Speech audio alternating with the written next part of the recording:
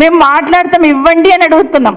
ఒక్కసారి మాకు మాట్లాడే అవకాశం ఇవ్వండి అని ఎంత చేసినా కూడా కనీసం 4 గంటలు నిల్చున్నాం కదా, కనీసం మనసు మారుతుందేమో వీళ్ళకి.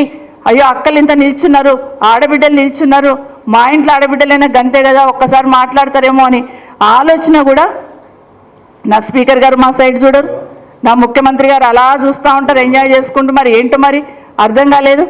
అందరు కూడా అక్కడ ఉన్న వాళ్ళందరూ నిజంగా నేను 119 మందిలో 9 మందిని లేడీస్ కదా, 6 మంది కూర్చున్నారు కదా, 3 నిల్చున్నాం కదా.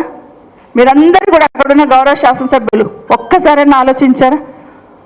ఈరోజు మా శాసన సభకు సంబంధించిన మా మంత్రి గారు చాలా విషయాలలో హౌస్ బాగా నడవాలంటే అందరినీ రిక్వెస్ట్ చేస్తుంటారు, కూర్చోండి కోఆపరేట్ చేయండి, కూర్చోండి కోఆపరేట్ చేయండి అని. ఈరోజు ఒక్కసారి మీరు లేవలేదండి. శ్రీధర్ బాబు గారు ఆడబిడ్డలు నిల్చున్నారు కదా, కూర్చోండి మీరు అని ఒక్కసారి కూడా మమ్మల్ని అడగలేదు. ఎప్పటికైనా మైక్ ఇస్తారేమో, మనసు మారుతుందేమో అని ఆలోచించాను, కానీ లేదు. కానీ ఏమైపోయింది, అక్కడికి వచ్చిన తర్వాత కూడా నిజంగానే ఈరోజు ఎస్సీ వర్గీకరణ గురించి మాట్లాడారు. అంబేద్కర్ గారు ఏం చెప్పారు? దళిత సోదరులు ఏ విధంగా అయితే ఈ సమాజంలో రిజర్వేషన్ కావాలని కోరుకుంటున్నామో, అన్నిట్ల వాళ్ళకి అన్ని రిజర్వేషన్ ఉండాలని కోరుకుంటామో, అట్లాగే మహిళలు కూడా అదే కేటగిరీ అని చెప్పారు. మరి ఎక్కడండి ఈరోజు పెద్ద ఉపోద్ఘాతం ఇచ్చున్నారు ఈరోజు మరి మాట్లాడుతూ, కానీ ఏం మాట్లాడుతూ అక్కడ ఏం కనిపించింది మీకు సీను? అది మాత్రం ఆలోచించే స్థితిలో లేరు. ఇప్పటికైనా మహిళలందరూ, రాష్ట్రంలో ఉన్న మహిళలందరూ ఇది గమనిస్తూ ఉన్నారు.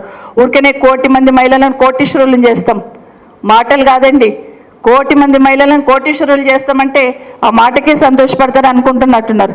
కానీ ఈరోజు కింద స్థాయిలో ఈ నెల రోజుల నుండి మన హైదరాబాద్ సిటీలో జరుగుతున్న ఈ సంఘటనలు చూసి చాలామంది చదువుకున్న అమ్మాయిలు ఎవరైతే వాళ్ళ పిల్లల్ని స్కూల్కి పంపిస్తున్నారో భయంతో అయిపోతున్నారు.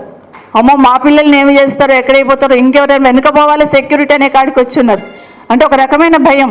రోజుకు 4, 3 ఇలా చెప్తూ పోతా ఉంటే అమ్మో మా పిల్లల పరిస్థితి ఏమవుతుందనే భయం సామాన్య జనాల మధ్యలో కలుగుతున్న విషయాన్ని దయచేసి గమనించమని కోరుతా ఉన్నాను. ఈరోజు మేము నిరసన తెలిపే అసెంబ్లీ నడుపుతున్నప్పుడు ప్రజాస్వామ్యంలో అసెంబ్లీలో కానీ పార్లమెంట్లో కానీ ఒక వ్యక్తి పేరు తీసుకొని కామెంట్ చేస్తే వాళ్ళకు వివరణ ఇచ్చే అవకాశం ఉంటుంది. కానీ ఈరోజు ఏం జరిగిందండి? కనీసం ఒక్కసారైనా మైక్ ఇవ్వండి, కనీసం బట్టగాల్చి మీదేసినట్టు ముఖ్యమంత్రి గారేమో మోసం చేస్తామంటారు. మరి మేము చెప్పాలి కదా ఏం మోసం చేసాము ముఖ్యమంత్రి గారు అని చెప్పాలి కదా. గౌరవ బట్టి గారేమో ఉప ముఖ్యమంత్రి గారు మొహం పెట్టుకొని మాట్లాడతారంటారు. మరి ఈరోజు అక్కడ చూస్తూ ఉంటే పార్టీ మారడమే పెద్ద నేరం అన్నట్టు అనుకుంటే, మరి ఈరోజు అక్కడ ఉన్న వాళ్ళందరూ ఎవరు, అక్కడ ఎంతమంది ఉన్నారు ఒకసారి చూడండి. ఈరోజు మా గౌరవ ముఖ్యమంత్రి గారు ఏ పార్టీలోకి వెళ్ళి ఏ పార్టీలోకి వచ్చారండి? ఇప్పుడు మరి అక్కడ ఏ మొహం పెట్టుకొని కూర్చున్నారు? ఆ రోజు టీఆర్ఎస్ పార్టీ, తర్వాత టీడీపీ, తర్వాత కాంగ్రెస్లోకి. మరి ఎట్లా ఏ మొహం పెట్టుకొని కూర్చున్నారు ఎందుకు చెప్తలేరు?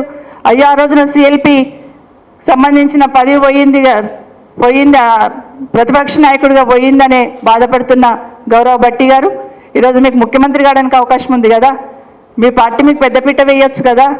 అక్కడ కొట్లాడాల్సింది పోయి ఆ కారణంగా ఆడబిడ్డలుగా మా మీద ముఖ్యమంత్రి గారు ఉప ముఖ్యమంత్రి గారు పోటీపడి దుంకారు. సరే మాట్లాడారు, మరి వివరణ అయితే ఇవ్వాలి కదా, అది కూడా ఇవ్వలేదు. మైక్ ఇస్తే చాలు ఏం మాట్లాడతారు అనే భయం మీలో ఉన్నప్పుడు మమ్మల్ని విమర్శించే స్థాయి మమ్మల్ని ఎట్లా విమర్శిస్తారండి మీరు? మరి విమర్శించినప్పుడు మా సమాధానం కూడా వినాల్సిన అవసరం ఉంది. మేము ఒకటి అడుగుదాం అనుకున్నాం ఈరోజు. నేను అయిపోయింది, తెలంగాణ రాష్ట్ర మహిళలందరూ చూస్తూ ఉన్నారు. సాధారణంగా ఎక్కడైనా వివక్ష ఉంటుంది, ఎక్కడైనా తొక్కేద్దామని చూస్తుంటారు మహిళల్ని. ఈవెన్ చట్టసభల్లో కూడా అదే వివక్ష చూపించాలనే ప్రయత్నం ఏదైతే జరిగిందో ఈరోజు నేనైతే ఫీల్ అయ్యాను. నేను సునీత మేమందరం అనుకున్నాం, 3.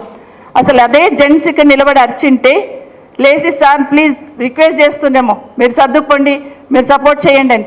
ఈరోజు కనీసం ఒక్కరు కూడా బాధ్యతగా అక్కడ ఉన్న వాళ్ళు ఒక్కరు కూడా, ఎవరు 2 గౌరవ శాసనసభ్యులు రిక్వెస్ట్ చేశారు కూర్చోమని తప్పిస్తే, ఈరోజు ముఖ్యమంత్రి గారు ఉన్నారు, ఉప ముఖ్యమంత్రి గారు ఉన్నారు, మా శ్రీధర్ బాబు గారు ఉన్నారు, ఒక్కరైనా కనీసం ఎక్స్పెక్ట్ చేసినాం. కానీ ఇది కూడా ఇక్కడ నిజంగా చాలా బాధ అనిపించింది. ఇదే కాకుండా ముఖ్యంగా ముఖ్యమంత్రి గారు మాట్లాడుతూ కూడా మళ్ళీ మళ్ళీ మాట్లాడుతూ కూడా మళ్ళీ నిన్నటిదే మాట్లాడడం మొదలుపెట్టాడు. మాకు వివరణకు అవకాశం ఇవ్వకపోవడం ఒకటైతే మళ్ళీ మైక్ పెట్టుకోగానే మళ్ళీ అదే మాట్లాడడం మొదలుపెట్టాడు. ఇంకొక విషయం ఒక అడుగు ముందుకేసి నిన్ననేమో కేటీఆర్ గారు మీరు ఎన్నుకున్న అక్కలను నమ్ముకోకండి, మమ్మల్ని ముంచారు, నిన్ను ముంచుతారని మాట్లాడారు. ఈరోజు మాతో ఏం మాట్లాడుతున్నారు? అక్క మీరు వాళ్ళని నమ్ముకోకండి, వాళ్ళు మిమ్మల్ని కూడా ముంచుతారు, వాళ్ళ చెల్లెల్ని పంపించున్నాడు. అసలు హాల్లో లేని కవిత గారి గురించి మాట్లాడడం ఏమైనా సంస్కారమా? ఒక ఆడబిడ్డ ఎవరైనా కానివ్వండి, శత్రు కూతురు ఉంటే కూడా ఆడబిడ్డ ఎక్కడన్నా కష్టపడుతుంటే పక్క నుండి మనం బాధపడుతూ ఉంటాం. అయ్యో ఆయన బాధపడితే బాధపడను కానీ ఆ పిల్ల ఏం చేసింది అని బాధపడుతుంటాం. అట్లాంటిది సింపతి లేకపోగా కవిత గారి పేరు కూడా అక్కడ తీసుకున్నారు. నిజంగా తీవ్రంగా ఖండిస్తూ ఉన్నాను. ఎందుకంటే మానవత్వం లేని మాటలు మాట్లాడి అనిపించింది. అసలైన తొలి వెలుగు. ఫాలో వాట్సాప్ @తొలి వెలుగు official.